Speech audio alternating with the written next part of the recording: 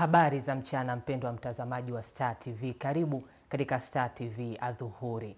Mimi ni Lilian Ruguga. Tuianze taarifa yetu ya habari tukianzia hapa mkoani Mwanza. Uongozi mkoani Mwanza umewaasa waumini wa dini ya Kiislamu kuwa na utii na viongozi wao, hatua itakayojenga umoja baina yao na utachangia utulivu na amani ya nchi. Tupate taarifa zaidi kutoka kwa mwanahabari wetu Sudi Shaban. Hafla ya uwekaji jiwe la msingi la ujenzi wa msikiti wa taasisi ya Kiislamu ya Safina uliopo Kanyerere, wilaya ya Misungwi, mkoani Mwanza. Mkuu wa mkoa wa Mwanza Saidi Mtanda ameongoza hafla hiyo na kutuma ujumbe kwa waumini wa dini ya Kiislamu juu ya umuhimu wa kutii viongozi wanaowaongoza.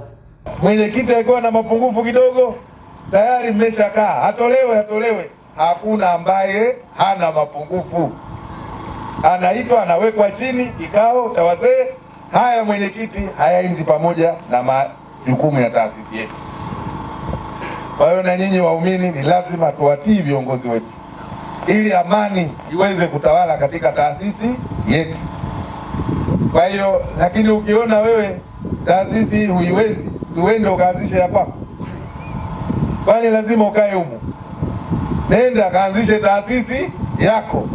Msikiti huu umejengwa ikikusudiwa pia kusimikwa chuo cha elimu ya dini ya Kiislamu kitakachosaidia watoto kupata malezi na maadili mema ya kidini na kijamii.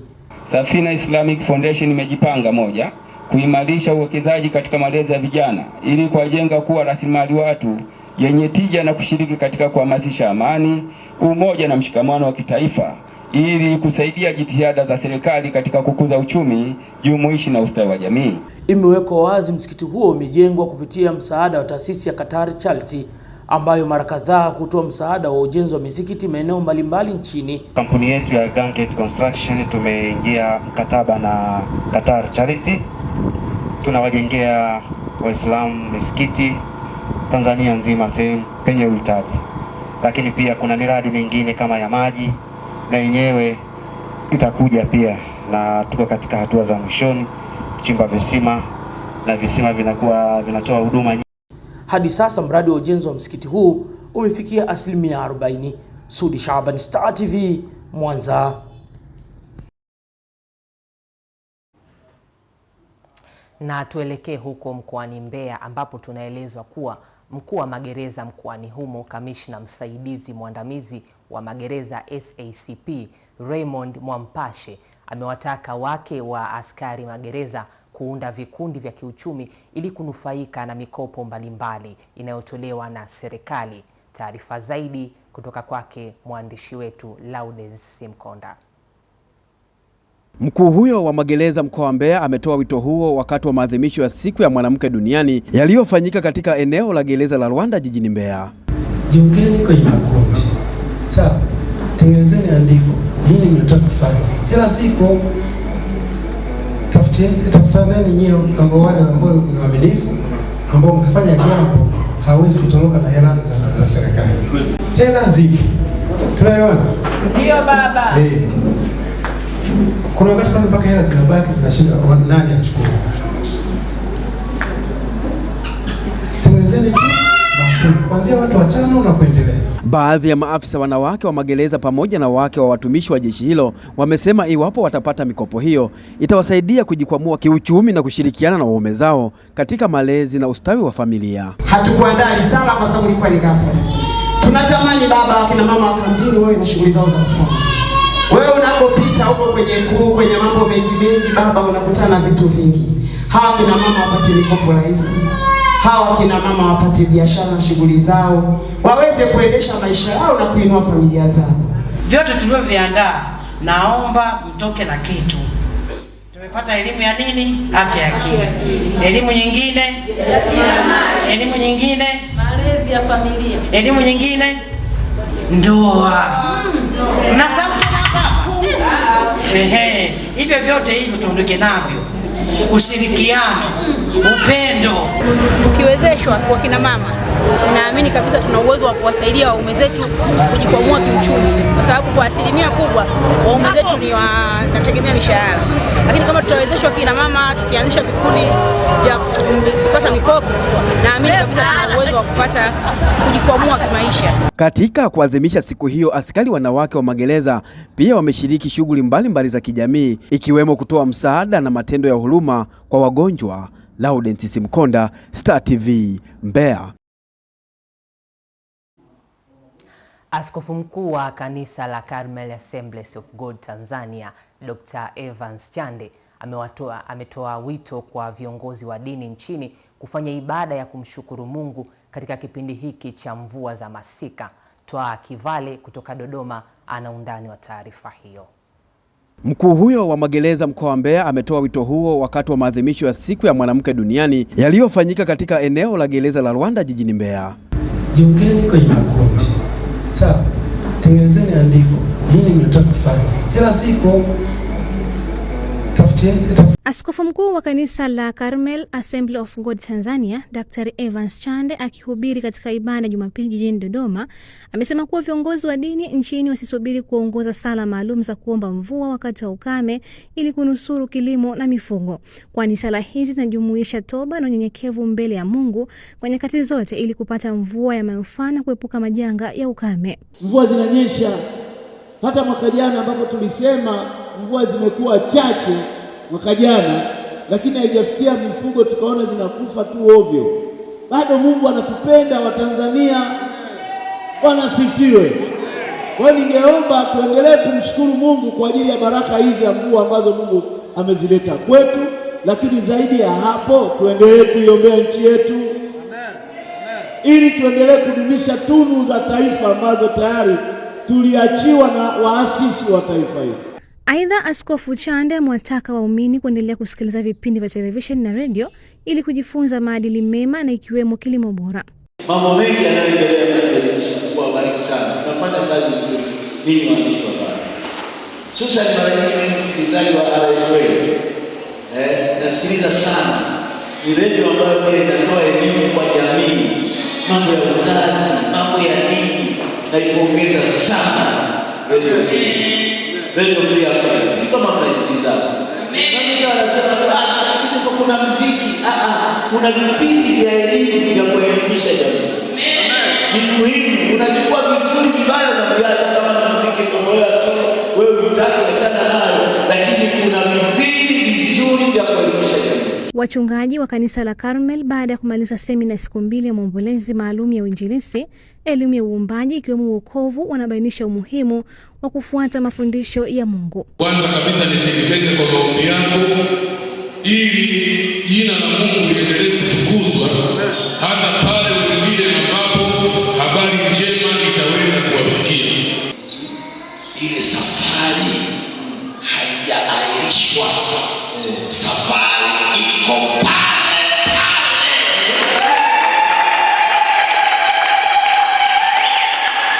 Uwe msomi, hujasoma, una hela, utasafiri tu. Naam, tunasonga mbele katika adhuhuri na sasa huko mkoani Kagera.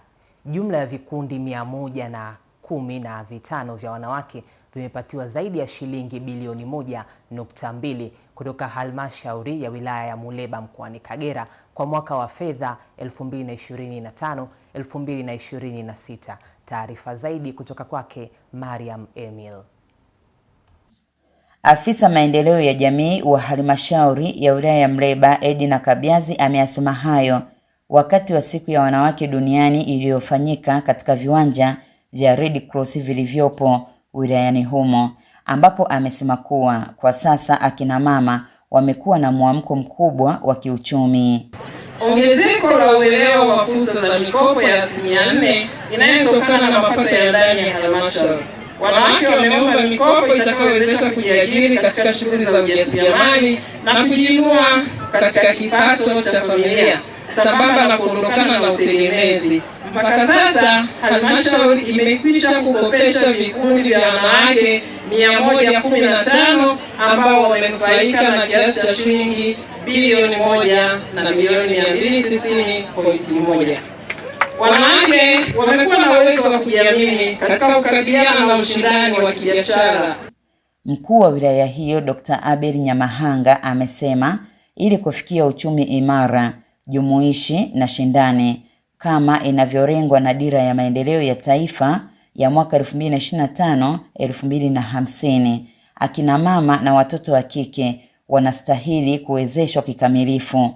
Huku kaimu mkurugenzi wa halmashauri ya wilaya hiyo Maginga Joseph akisema ili kufikia dira hiyo, haki na maamuzi yanatakiwa kutolewa kwa usawa katika nyanja zote.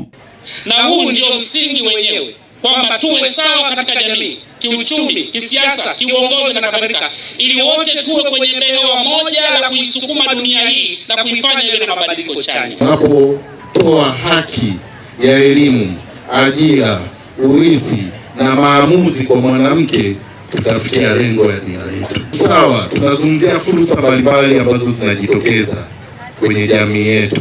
Lazima tuwafikirie wanawake, kuwapa fursa hii bila ubaguzi. Hapo tutafikia lengo. Siku ya wanawake duniani katika wilaya ya Mleba imeenda sambamba na kutoa misaada mbalimbali ikiwemo vitimwendo 10 kwa watu wenye ulemavu pamoja na kugawa mahitaji kwa kaya zinazoendeshwa na watoto kufuatia changamoto mbalimbali. Mariam Emily, Star TV, Kagera.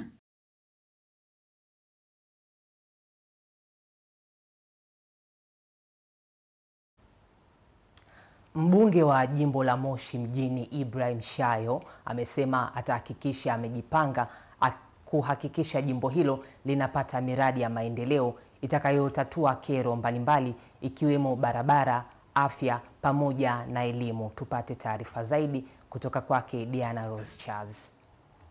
Akizungumza na wakazi wa manispaa ya Moshi katika mkutano wa hadhara uliokuwa kwa ajili ya kutoa shukrani baada ya kupata ajali tarehe 17 Februari mwaka huu katika ziara ya Waziri Mkuu wilayani Same, Mbunge Shayo amesema Mungu amemponya kwenye ajali hiyo ni kwa ajili ya kuwatumikia wakazi wa manispaa ya Moshi.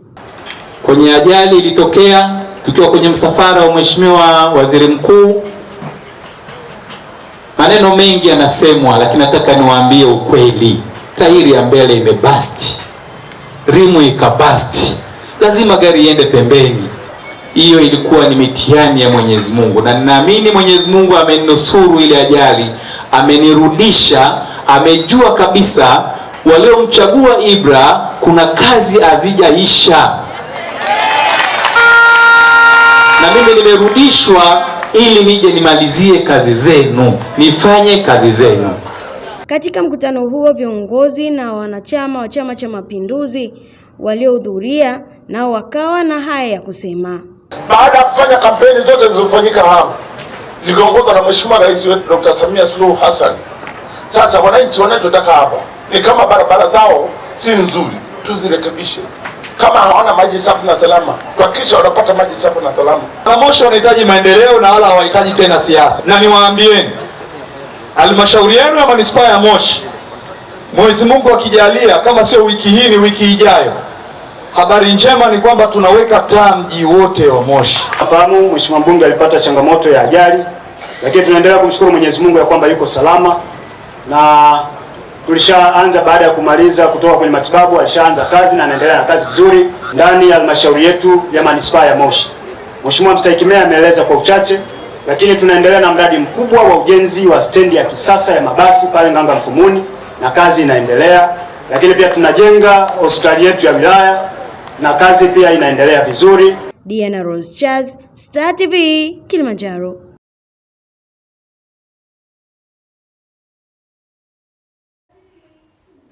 Na tukielekea tamati katika taarifa yetu ya habari, benki ya CRDB imetoa zaidi ya shilingi bilioni 400 mikopo isiyo na riba kwa Waislamu ili kuwawezesha kufanya biashara ndani ya nchi na nje kwa mujibu wa sheria ya dini hiyo. Tupate taarifa zaidi.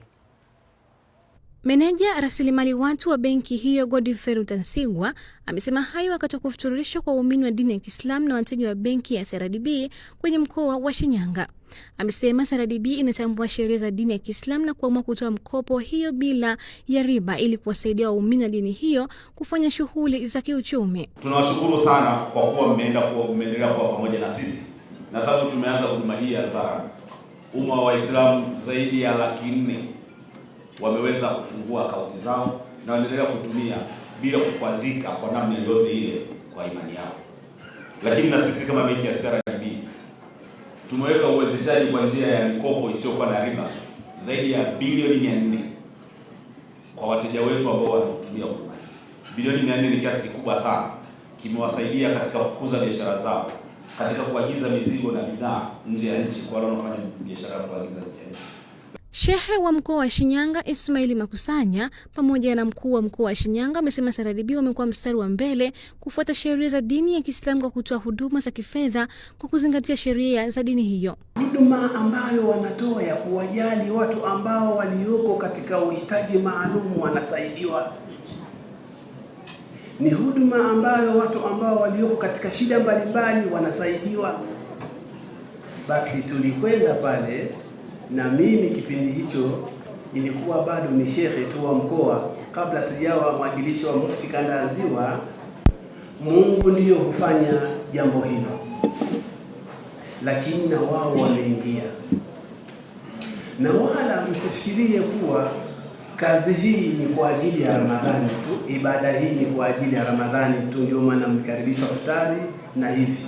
Wao CRDB miezi yote 12 huwa wanatoa huduma za aina mbalimbali, ambayo ni huduma mahususi kabisa ya halal banking, kitu ambacho kilikuwa kinakosekana kwenye benki ya CRDB, na jambo ambalo kwa wale ambao wao imani yao inawalazimisha kuhifadhi fedha zao au kuzungusha fedha zao kwa kupitia njia za sheria za Kiislamu, lakini bado benki ya CRDB ikaona mbali ya yote waweze kuja na huduma hii ambayo hakika kwa wenzetu ambao banking yao wanaangalia misingi ya sheria hii ya Kiislamu, na wao wameweza kuwa sehemu ya familia ya CRDB. Katika iftari hiyo, benki ya CRDB ilitoa msaada wa vitu mbalimbali kwa watoto yatima ili kupunguza changamoto ya mahitaji yao.